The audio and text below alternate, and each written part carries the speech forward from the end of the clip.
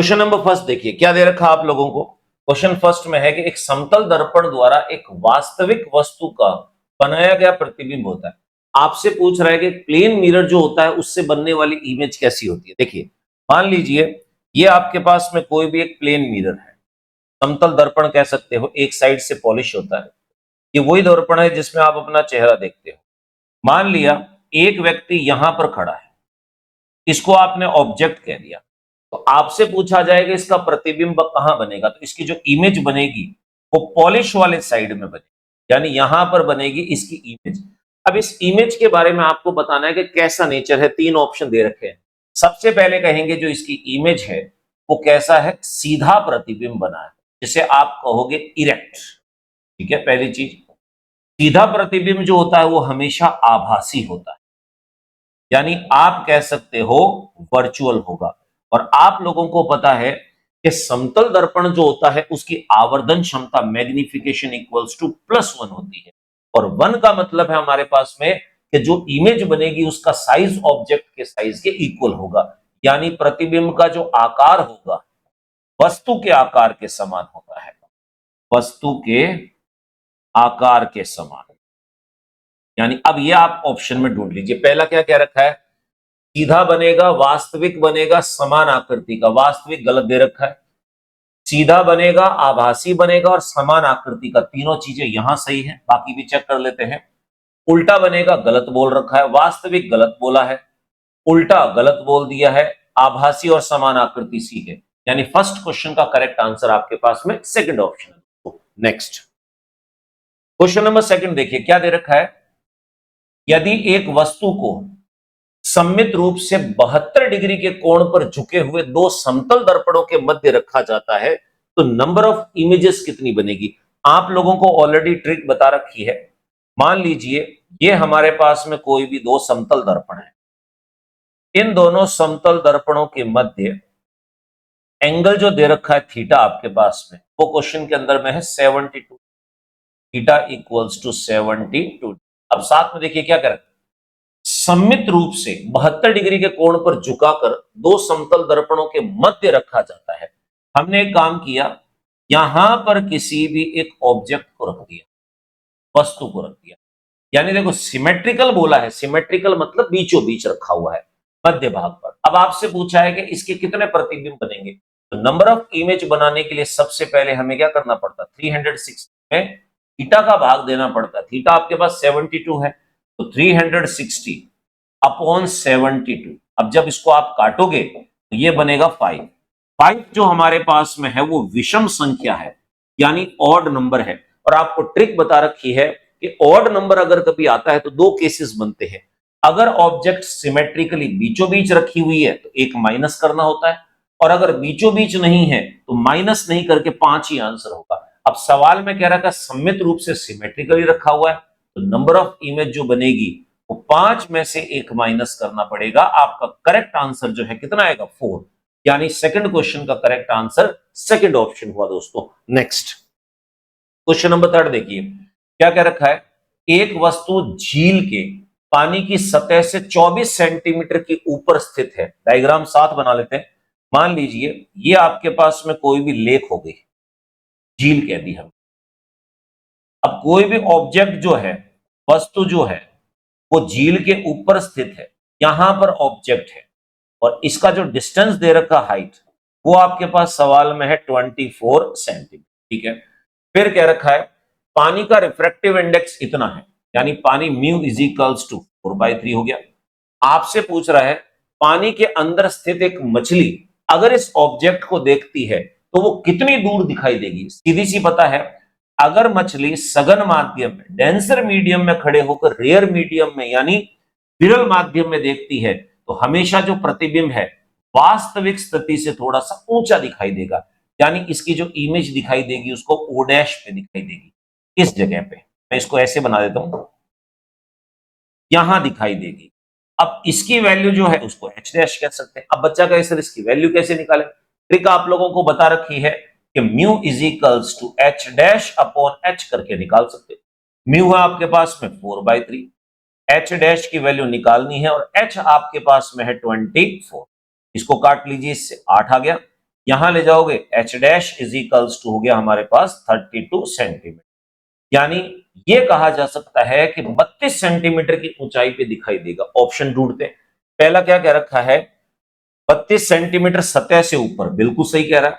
18 centimetre सतह से ऊपर नहीं, 6 सेंटीमीटर सतह से ऊपर नहीं, 6 सेंटीमीटर सतह के नीचे। तो आपका करेक्ट आंसर थर्ड क्वेश्चन का फर्स्ट ऑप्शन है दोस्तों। नेक्स्ट क्वेश्चन नंबर 4 देखिए क्या दे रखा है, एक प्रकाश की तरंग ग्लास से पानी में प्रवेश करती है। यदि कांच व पानी का अपवर्तनांक इतने और इतने हैं तो क्रांतिक कोण जो है उसकी वैल्यू कितनी। आपको निकालना इसके क्रिटिकल एंगल। तो ध्यान से देखिएगा, क्रिटिकल एंगल निकालने के लिए सबसे पहले आप लोगों को रिफ्रैक्टिव इंडेक्स की आवश्यकता होगी। तो देखिए लाइट कहां से कहां आ रही है, ग्लास से पानी में आ रही है। तो सबसे पहले ये देख लो कि लाइट जो है वो सघन से विरल में जानी चाहिए।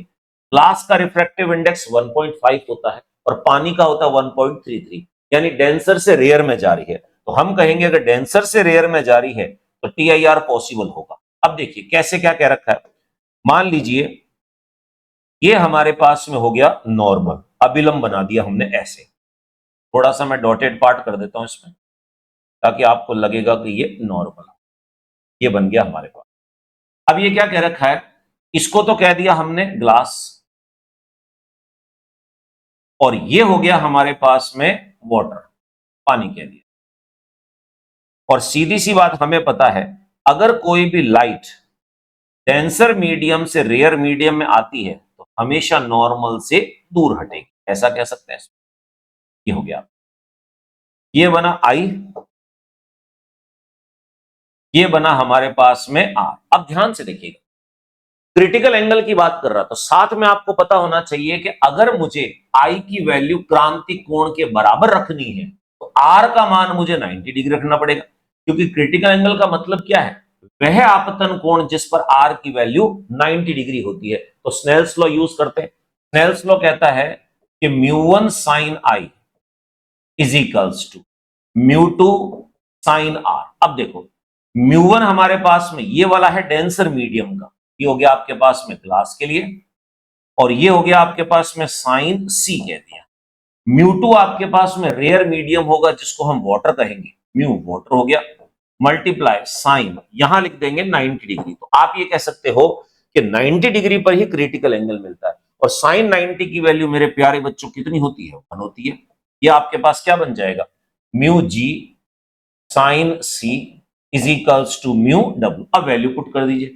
म्यू ग्लास आपको सवाल में 3/2 दे रखा है, तो हमने यहां लिख दिया 3/2 मल्टीप्लाई साइन सी लिख दिया is equals to mu water आपके पास में है 4/3। अब देखिए साइन सी की वैल्यू निकाली, क्रॉस मल्टीप्लाई कर दो, इसको इधर और इसको इधर, ये बन जाएगा आपके पास में sine C is equals to 8 ये जाएगा ऊपर 8 अपॉन बन गया 9। तो C इज इक्वल्स टू ये बन जाएगा आपके पास में साइन इनवर्स 8/9, ये बन गया आपके पास में। अब कई बार बच्चे क्या करते हैं, क्रिटिकल एंगल के डायरेक्ट फॉर्मूले से सॉल्व करने की कोशिश करते हैं, तो उससे अगर सॉल्व करोगे तो आप लोगों को ये नहीं पता चलेगा कि लाइट कहां से कहां जा रही। उससे सॉल्व करोगे तो 9/8 आएगा। अब आप खुद देखिए 9/8 का मतलब वैल्यू 1 से बड़ी है, और साइन थीटा की कभी भी वैल्यू 1 से बड़ी नहीं हो सकती। तो क्रिटिकल एंगल बनेगा साइन इनवर्स 8/9। अब ढूंढ लीजिए कौन सा है, थर्ड ऑप्शन जो है आपके पास फोर्थ का करेक्ट आंसर है दोस्तों। नेक्स्ट क्वेश्चन नंबर 5 देखिए क्या दे रखा है कि पानी में हवा के बुलबुले के चमकने का मुख्य कारण क्या है। यानी आपको ऐसे दे रखा है कि ये हमारे पास में कोई भी एक एयर बबल हो गया, और ये आपके पास में जो है इस प्रकार से चारों तरफ हमने पानी रख दिया। अब ध्यान से देखिएगा, म्यू वाटर जो हमारे पास में है वो 4/3 होता है, जिसको आप कह सकते हो 1.3। म्यू एयर जो है वो 1 होता है। अब देखिए ध्यान से, लाइट जो है वो डेंसर मीडियम से रेयर मीडियम में एंटर कर रही है। तो डेंसर मीडियम से रेयर मीडियम में एंटर कर रही है तो सीधी सी बात है TIR बन रहा है हमारे पास। तो हम ये कह सकते हैं कि अगर कोई भी हवा का बुलबुला पानी के अंदर बनता है और उसके चमकने की बात करें तो इस घटना को हम कहते हैं TIR, यानी पूर्ण आंतरिक परावर्तन। 5वें क्वेश्चन का करेक्ट आंसर आपके पास फोर्थ ऑप्शन है। बाकी जो घटनाएं दे रखी है दोस्तों, ये रंग उत्पन्न करती है, ये चमक पैदा नहीं करती। नेक्स्ट क्वेश्चन नंबर 6 क्या दे रखा है, एक द्विउत्तल लेंस की दोनों वक्रता त्रिज्याएं समान है, लेंस के पदार्थ का अपवर्तनांक ये 1.00 डबल लिख दिया इसमें 1.6 है तथा फोकस दूरी 10 सेंटीमीटर है, तो इसकी वक्रता त्रिज्याओं के मान कितने होंगे। देखिए, मान लिया मैंने आपसे कहा ये मेरे पास में एक बाइकॉन्वेक्स लेंस है, इसका रेडियस ऑफ कर्वेचर R1 हो गया जो इस डायरेक्शन में बनेगा, तो मैं ये कह सकता हूं कि R1 जो है वो प्लस R हो गया। ठीक है, इसका जो रेडियस ऑफ कर्वेचर है वो बनेगा इस साइड में, इसको मैं कह सकता हूं कि R2 जो मेरे पास है R हो गया। अब आपसे कह रखा है F की वैल्यू दे रखी है और म्यू की वैल्यू दे रखी है, आपको बताना है R की वैल्यू। तो देखिए, लेंस मेकर फॉर्मूले को यूज करें, 1/f equals to mu minus 1/R1 minus 1/R2। अब देखिए 1/f फोकल लेंथ है इसकी 10 सेंटीमीटर, 1 हो गया 10 इक्वल्स टू म्यू की वैल्यू आपको दे रखी है 1.6 माइनस 1/R1, देखिए प्लस के डायरेक्शन में है तो प्लस का हो गया, माइनस 1/R2 माइनस R है तो ये हो गया minus R, minus minus plus हो गया। अब देखिए 1/10 इक्वल्स टू ये बन जाएगा 0.6 मल्टीप्लाई, इसको सॉल्व करोगे तो 2/R हो गया। अब देखो क्रॉस मल्टीप्लाई, R को इधर ले जाओ 10 को इस साइड ले जाओ, तो R is equals to 10 into 0.6 multiply 2, 10 को 0.6 से मल्टीप्लाई करोगे 6 आएगा, 6 दूनी 12, 12 सेंटीमीटर। तो आप ये कह सकते हो कि दोनों सरफेस की जो रेडियस ऑफ कर्वेचर है R1 और R2 ये आपके पास में है 12 सेंटीमीटर। सवाल पूछ रहा था रेडियस ऑफ कर्वेचर कितना होगा, 12 सेंटीमीटर। 20 दे रखा है, 16 दे रखा है, 10 दे रखा है, 12 दे रखा है, तो आप ये कह सकते हो कि छठे क्वेश्चन का करेक्ट आंसर आपके पास फोर्थ ऑप्शन है दोस्तों। नेक्स्ट क्वेश्चन नंबर 7 क्या दे रखा है, यदि माध्यम से किसी भी मीडियम से निर्वात तक पूर्ण आंतरिक परावर्तन के लिए 30 डिग्री के एंगल की रिक्वायरमेंट हो, हालांकि यहां वैक्यूम की जगह एयर देना चाहिए, पर अगर फिर भी वैक्यूम दे रखा है तो म्यू की वैल्यू 1 कंसीडर करनी है। ठीक है, तो प्रकाश का माध्यम में वेग कितना होगा, तो देखिए आपको एक अच्छी तरीके से चीज पता है, सबसे पहले हम म्यू की वैल्यू निकालेंगे और म्यू निकालने के बाद में स्नेल्स लॉ से हम वेलोसिटी की वैल्यू निकालेंगे। ये कह रहा है पूर्ण आंतरिक परावर्तन के लिए इतने डिग्री के एंगल की जरूरत, तो हम ये कह सकते हैं μ1 sin I is equals to μ2 sin R हो गया हमारे पास में। क्रिटिकल एंगल की कंडीशन लगानी है, μ1 हमारे पास में सघन माध्यम का म्यू मान लेते हैं इसमें हम, हो गया मल्टीप्लाई करके साइन आई जो है क्रिटिकल एंगल ये आपको दे रखा 30 डिग्री हो गया। μ2 रेयर मीडियम निर्वात कह रखा है, यानी एयर मान लो, एक तरह से 1 कह सकते हैं, और R की वैल्यू 90 डिग्री होती है क्रिटिकल एंगल की।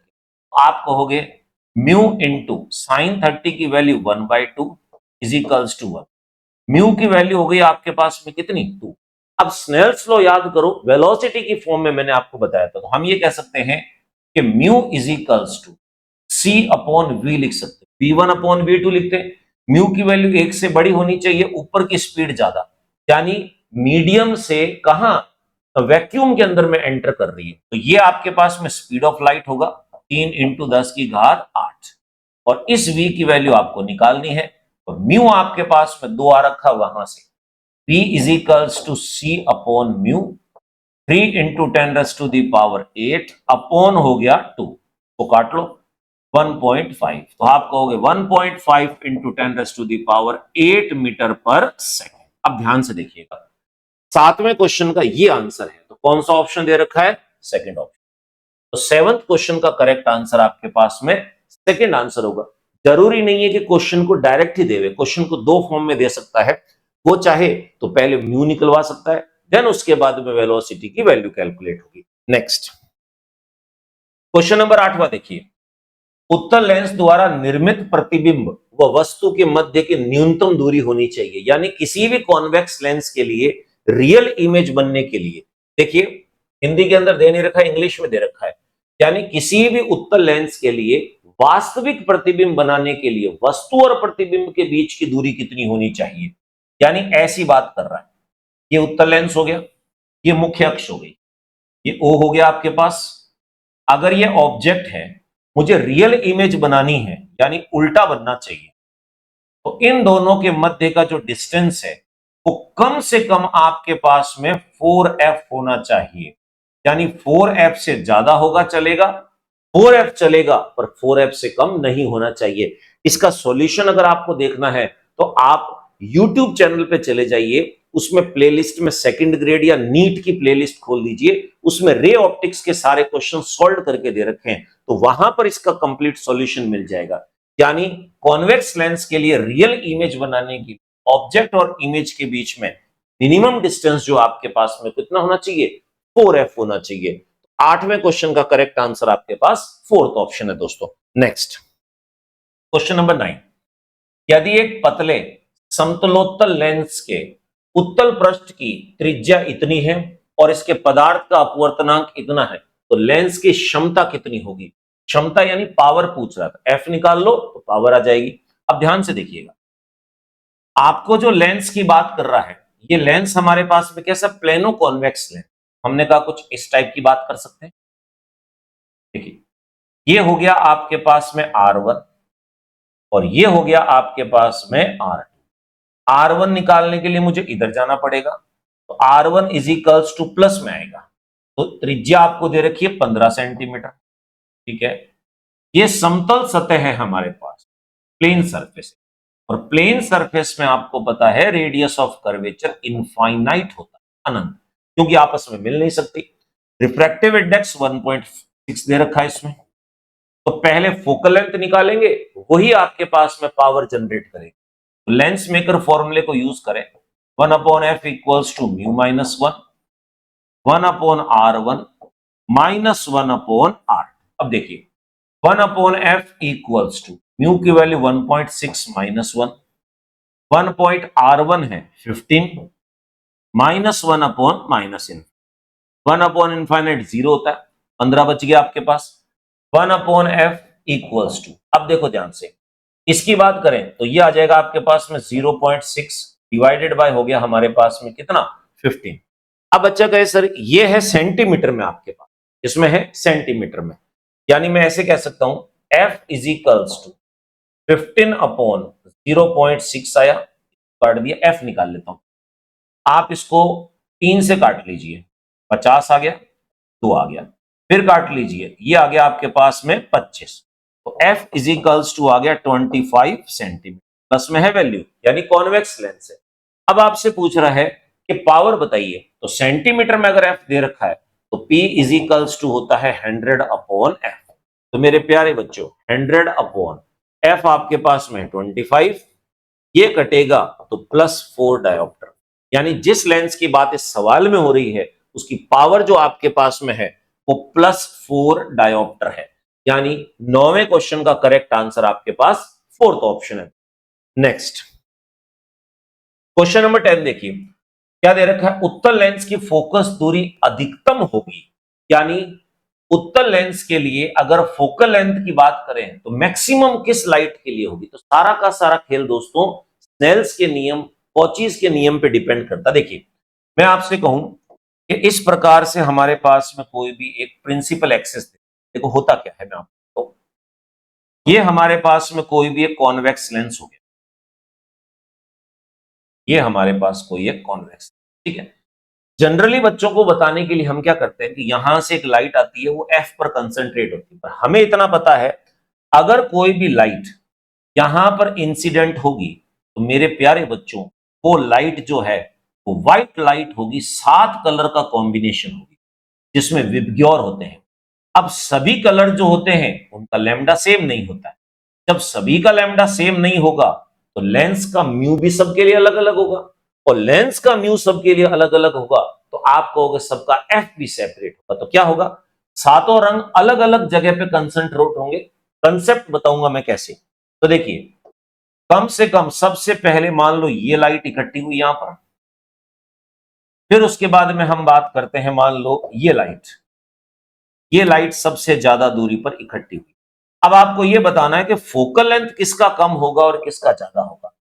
ये वॉयलेट और ये रेड भी हो सकता है, ये रेड और वॉयलेट भी हो सकता है, बाकी पांचों कलर इसके बीच में है। हमें तो ये बताना है एफ सबसे कम किसका है और सबसे ज्यादा किसका। ध्यान से देखिए आप लोगों को पता है अगर लेमडा की बात करें तो लेमडा रेड का ज्यादा होता है किससे? लेमडा वॉयलेट से, ठीक है। लेमडा और म्यू, कॉचीज लॉ बोलता है एक दूसरे के उल्टे होते हैं। म्यू इज इक्वल्स टू क्या होता है? A plus B upon lambda square. यानी हम ये कह सकते हैं कि जिसका लेमडा ज्यादा उसके लिए मीडियम रिफ्रैक्टिव इंडेक्स कम शो करेगा। तो देखो लेमडा आर का ज्यादा है तो म्यू आर के लिए कम होगा और म्यू वॉयलेट के लिए ज्यादा होगा। इसका मतलब रेड कलर जो है उसके लिए रेयर मीडियम शो करेगा, रेयर मीडियम शो करेगा, और वॉयलेट जो है उसके लिए डेंसर मीडियम शो करेगा, डेंसर मीडियम। अब ध्यान से देखिएगा, जिसके लिए डेंसर मीडियम शो करेगा उसको ज्यादा मोड़ेगा, ज्यादा मोड़ेगा मतलब डेविएशन ज्यादा होगा। अब बच्चा बोले सर हमें कैसे पता चलेगा डेविएशन कौन सा? आप खुद देखिए, लाइट को जाना सीधे था, मुड़ ऐसे गई।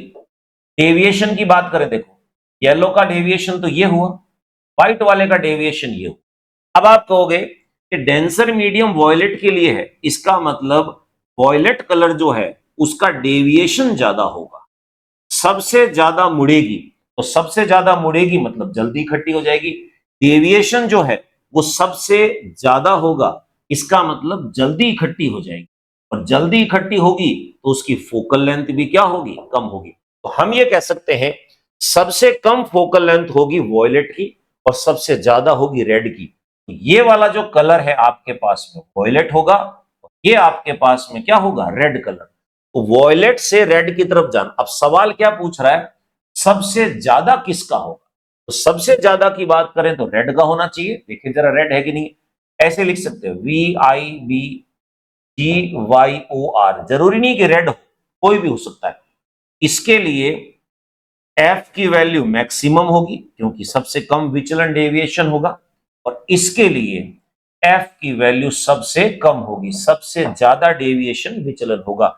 इस सवाल में तो क्लियर रेड लाइट दे रखा है, तो सबसे ज्यादा फोकल लेंथ जो बनेगी वो रेड कलर के लिए होगी। 10th क्वेश्चन का करेक्ट आंसर आपके पास 4th ऑप्शन है दोस्तों। नेक्स्ट क्वेश्चन नंबर 11 क्या दे रखा है?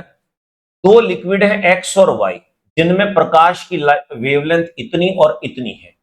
एक्स के सापेक्ष वाई माध्यम का क्रांतिक कोण कितना होगा? तो सबसे पहले डेंसर और रेयर ढूंढना। अब ध्यान से देखिएगा, आपको इतना पता है कि लेमडा और म्यू उल्टे होते। अब जरा ध्यान से देखिएगा, लेमडा एक्स वाले मीडियम में कितना है आपके पास में? 3500 एंगस्ट्रॉम। लेमडा वाई वाले में कितना है आपके पास में? 7000 है। अब एक छोटा बच्चा भी बता सकता है, मैंने ऑलरेडी बता रखा अभी कि म्यू और लेमडा उल्टे होते हैं। इसका मतलब जिसमें लेमडा की वैल्यू कम है, इसका मतलब यहां पर म्यू की वैल्यू ज्यादा है। म्यू ज्यादा है इसका मतलब ये डेंसर मीडियम है। सेम तरीके से लेमडा जिसमें ज्यादा है इसका मतलब म्यू कम है। ये आपके पास में क्या हुआ? रेयर मीडियम हो गया। और टीआईआर तभी पॉसिबल होगा जब लाइट डेंसर से कहां की ओर जा रही है? रेयर की ओर। तो सबसे पहले हम एक म्यू का रिलेशन निकाल लेते हैं। देखिए ध्यान से, आपको पता है स्नेल्स लॉ यूज करता हूं मैं, स्नेल्स लॉ यूज करूं लेमडा की फॉर्म वाला, क्या बनेगा? μ1 λ1 इज इक्वल्स टू μ2 λ2। टेंसर हमारे पास में लेमडा एक्स दे रखा है, तो मैंने कहा μ1 जो है इसको मैं म्यू एक्स कहता हूं, ठीक है। लेमडा जो है इसको मैं लेमडा एक्स कहता हूं। μ2 जो है इसको मैं म्यू वाई कह देता हूं, और लेमडा 2 है इसको मैं लेमडा वाई कह देता हूं। तो मैंने वैल्यू डाल दी, मुझे लेमडा दे रखा है, म्यू नहीं दे रखे हैं, तो क्या बन जाएगा? Mu x into lambda x हो गया 3500 angstrom equals to mu y नहीं पता हमें, लेमडा वाई की वैल्यू आपके पास में है 7000 एंगस्ट्रॉम। मेरे प्यारे बच्चों अब ध्यान से देखिएगा, एंगस्ट्रॉम से एंगस्ट्रॉम कैंसिल आउट होगा, ये इससे कटेगा, तो आपके पास में क्या बन जाएगा? 2। अब कई बार बच्चे को समझ में नहीं आता कि मैं म्यू कैसे लिखूं, तो इसको ऐसा ही पढ़ रहा हूं, mu x is equals to mu y into 2। अगर आपको समझ में नहीं आ रहा है कि किसको नीचे ले जाऊं किसको ऊपर ले जाऊं, तो पढ़ रहे हो। इसको मैंने फर्स्ट इक्वेशन कह के छोड़ दिया, जो डाटा मुझे दे रखे थे उससे मैंने ये निकाल दिया। अब मुझे पूछा क्या उसने? मुझसे ये पूछ रहा है कि क्रिटिकल एंगल बताइए। तो क्रांतिक कोण तभी होता है जब सघन से कहां की ओर जा रहा हो? विरल की ओर। तो हम ये कह सकते हैं क्रिटिकल एंगल निकालना है तो वापस मैं स्नेल का नियम लगाऊंगा एंगल के रूप में। स्नेल का नियम, स्नेल्स लॉ लगाऊं तो क्या बन जाएगा मेरे प्यारे बच्चों, देखो mu x sine I is equals to mu y into sine are. अब देखो क्रिटिकल एंगल निकालना है तो इस आई की वैल्यू मेरे पास में सी के बराबर होगी और आर की वैल्यू जो मेरे पास में है वो 90 डिग्री होगी। मैं वैल्यू डाल दूं एक बार, क्या बन जाएगा, mu x multiply sine C is equals to mu y और ये हो गया 1 हमारे पास। अब देखो आपको इसकी वैल्यू निकालनी है तो इसको नीचे उठा के ले जाओ, तो हम कह सकते हैं कि sine C is equals to mu y upon mu x. अब देखो mu y upon mu x की वैल्यू यहां से उठा के डालनी है, तो mu y upon mu x, mu y ऊपर रखो म्यू एक्स को नीचे, या फिर एक काम करो आप म्यू एक्स की वैल्यू उठा के डाल दो इसके अंदर तो ज्यादा बढ़िया रहेगा। तो ऊपर म्यू वाई लिखा हुआ है, म्यू एक्स की वैल्यू कितनी है आपके पास में 2 into mu y, cancel out हो गया आपस में, कितना बचा 1/2। अब sine C is equals to 1/2 है, अब साइन की वैल्यू 1/2 कितने डिग्री पे होती है 30 डिग्री पे, तो मैं इसको लिख सकता हूं साइन 30 डिग्री। अब देखो साइन से साइन कट गया आपके पास में तो C इज इक्वल्स टू आ गया 30 डिग्री। तो क्रिटिकल एंगल जो हमारे पास है इस कंडीशन कितना है 30 डिग्री। तो दोस्तों मैं आपको एक चीज बताऊं, क्रिटिकल एंगल निकालने के लिए स्नेल्स का लॉ यूज किया करो, डायरेक्ट फॉर्मूला यूज नहीं करना है। जो क्रिटिकल का फॉर्मूला बताया कि sine is equals to 1 upon u, वहां उल्टा रिजल्ट आएगा आपका इसमें, वो दिखाने के दांत है, ये सॉल्व करने का तरीका।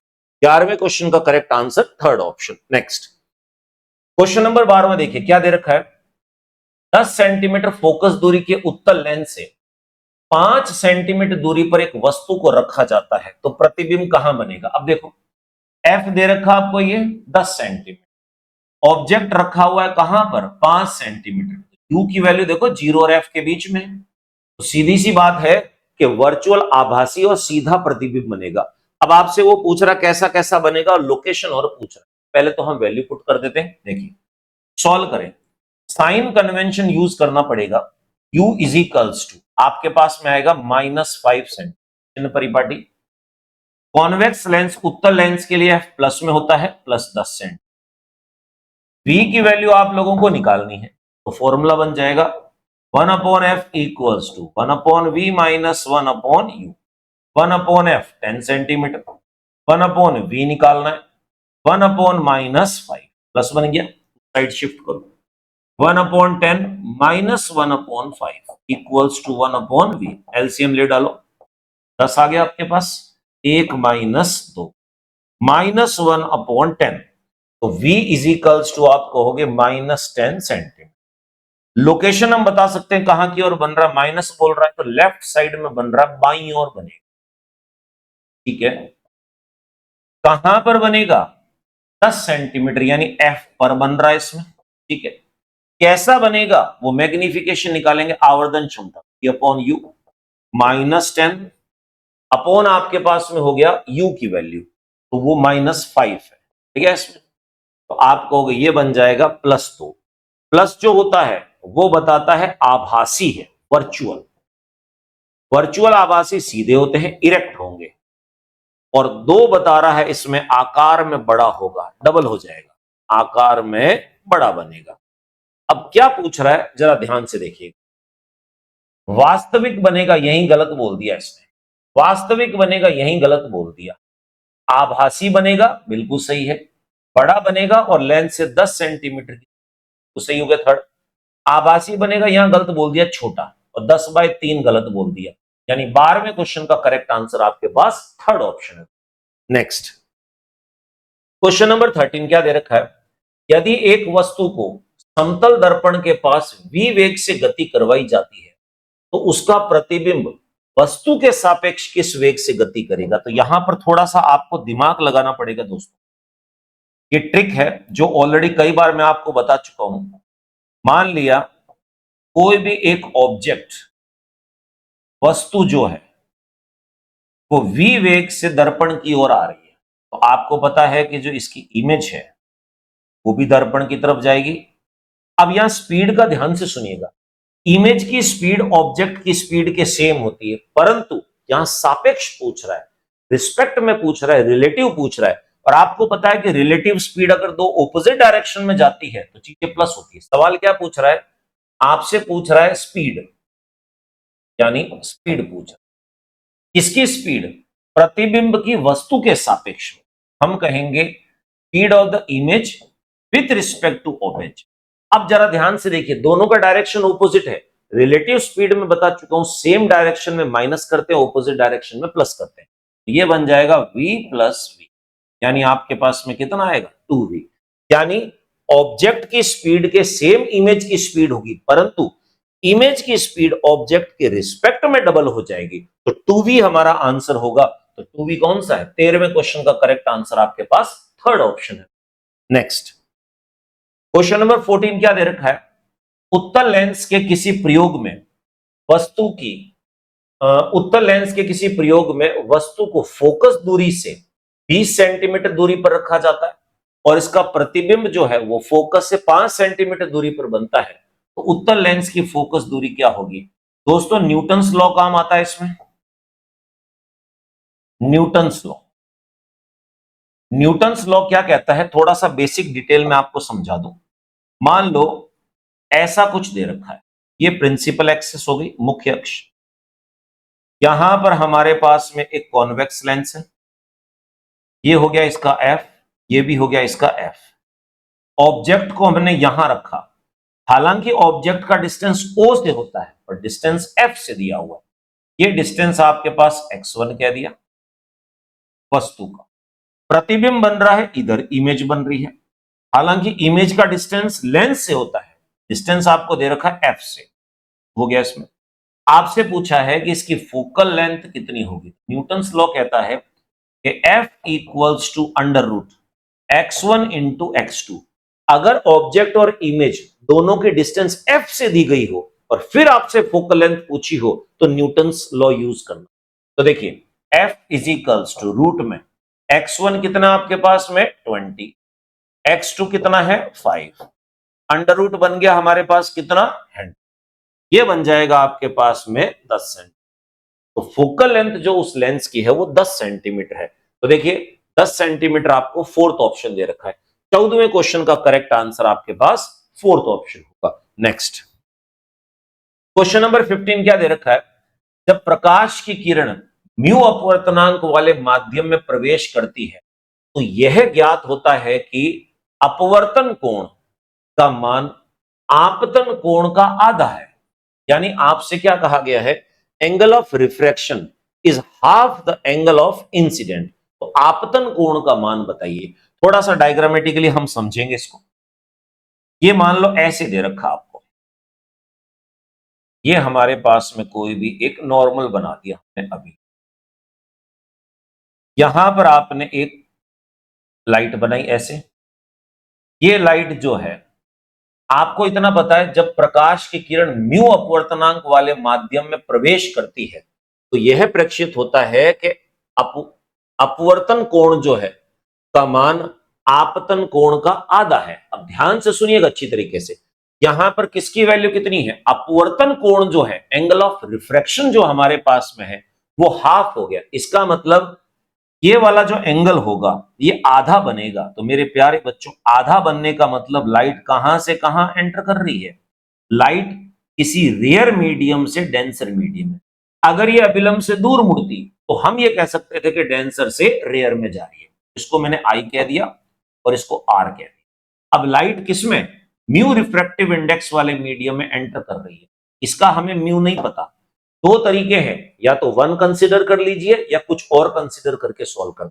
सबसे पहले देखिए, आपसे पूछा आई की वैल्यू, साथ में क्या रखा है कि आर जो है वो आई का आधा है और आपको वैल्यू निकालनी है किसकी, आई की। तो हम एक काम करेंगे, आर को एलिमिनेट करेंगे, स्नेल्स लॉ यूज करते हैं। Mu is equals to sine I upon sine R, basic formula.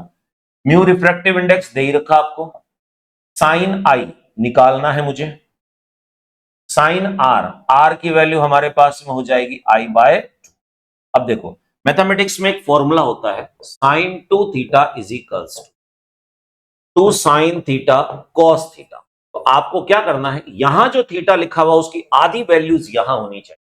तो ये जो आई लिखा हुआ इसको अगर मैं एक्सपांड करता हूं तो 2 साइन आई बाई 2, और ये हो जाएगा हमारे पास में cos i by 2 whole divided by sine i by 2।